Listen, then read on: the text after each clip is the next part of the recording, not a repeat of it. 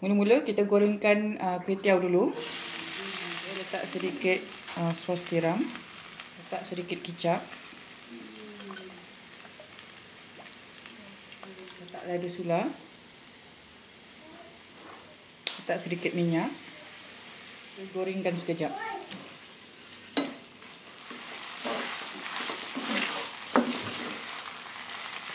Okey, dah goreng sekejap macam ni, asingkan dulu ya. Okey, untuk buat kuah dia, tumiskan 1 biji bawang besar, 3 ulas bawang putih ya.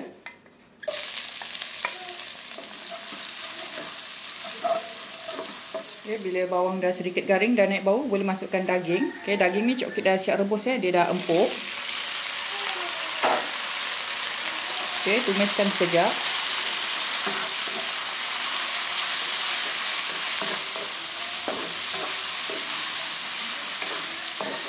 Lepas tu boleh masukkan air. Masukkan kicap manis. Cukup masukkan 1 sudu besar. Cukup masukkan sos tiram 1 sudu besar. Okay, nak pedas boleh masukkan sedikit sos cili. Okay, cukup masukkan setengah sudu besar.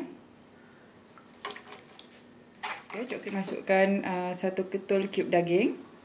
Okay, masukkan sedikit garam. Okey, kita biarkan kuah ni merenyes sekejap. Kuah dah mula mendidih, Cik masukkan sayuran. Cik masukkan carrot, bunga kobis. Okey, masukkan sayur keras dulu. Sayur ni terpulanglah nak masukkan sayur apa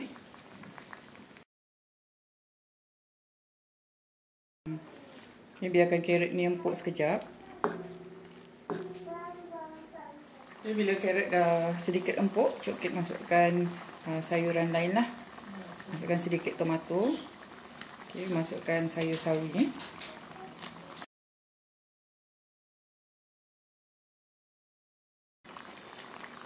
Okay, lepas tu Cik buat 1 sudu air bancuhan tepung jagung. Okay, masukkan. Ikutlah kita nak pekat macam mana Okay, dia dah jadi pekat terus.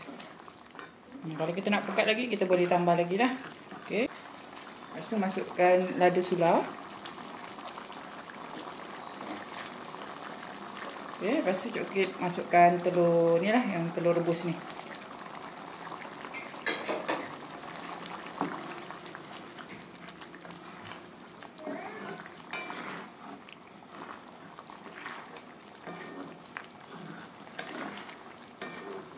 Okay, jangan lupa sesuaikan rasa dengan tekak masing-masing lah. Okay, dah pun siap. Okay, cara nak hidang dia, ambil sedikit kuih tiaw yang kita goreng sekejap tadi. Okay, lepas tu letak kuah atas dia. Bismillahirrahmanirrahim. Okay, letak kuah yang kita masak tadi atas mi tu. Alhamdulillah, kuih tiaw Latna dah pun siap. Selamat mencuba.